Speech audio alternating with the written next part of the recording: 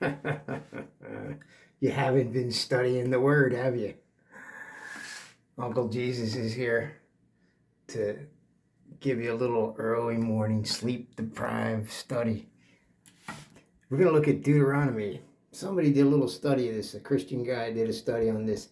I think he misunderstands. So I'm going to do my version, the Uncle Jesus version.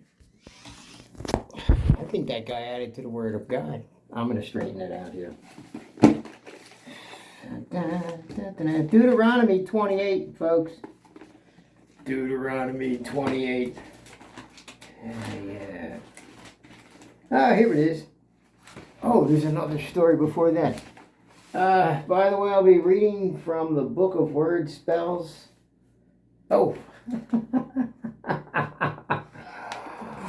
Might as well call it that. Hey, did you ever wonder who, about divorcing? Let's just throw this in here. Because it happens to be in the chapter before there, 2 chapters before. I'm getting carried away now, though. Here's something to consider, because a lot of Christians get married and re-divorced because they take the part of the gospel that says, well, it's okay if someone cheated on you. But anyway, I'm not going to go deep in this. I'm just going to show a little bit of the ridiculousness if you compare with the Old Testament with the New Testament. Check this out. If you're wondering whether to meet your spouse in heaven and all that, that's a whole nother topic. Somebody actually asked me to talk about that because it bothers her. Nice, honest person, too. Check it this. If brothers are living together and one of them dies without a son, his widow must not marry outside the family. Her husband's brother, one that's still alive, shall take her and marry her and fulfill the duty of a brother-in-law to her.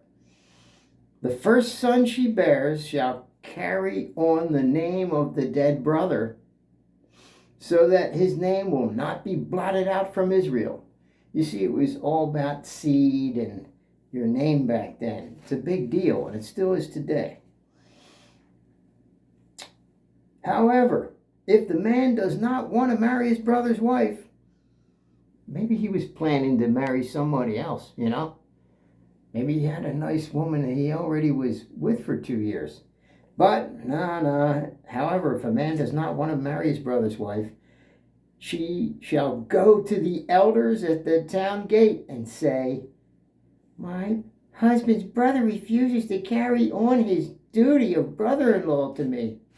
Then the elders of the town shall summon him and talk to him. Okay, you have to keep the name going of your brother. You got to get the name and the seed and the offspring and the cattle, etc. So they talk to him, the elders of the town. Oh, you should do.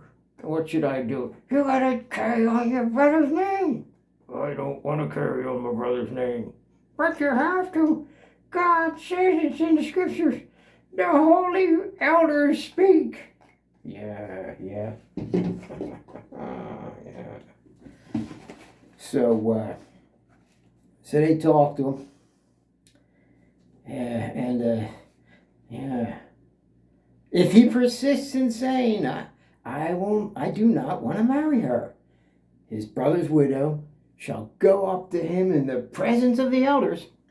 She goes up to him in the presence of the elders, takes off one of his sandals.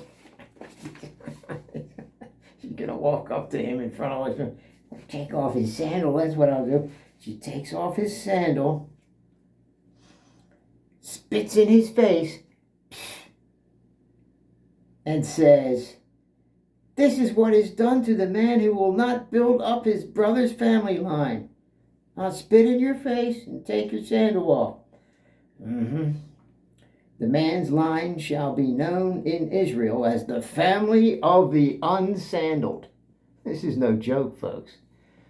She takes his sandal off for not marrying him, spits in his face, and his family, whoever he marries after that, will be known in Israel as the family of the unsandaled. Maybe I should just stop right there. I'll continue with Deuteronomy 28 later on. Yes. Family of the Unsandaled. See, I got sandals on. Check them out. Yeah. But my toes don't show. Nobody wants to see your toes, man. Take me, Father.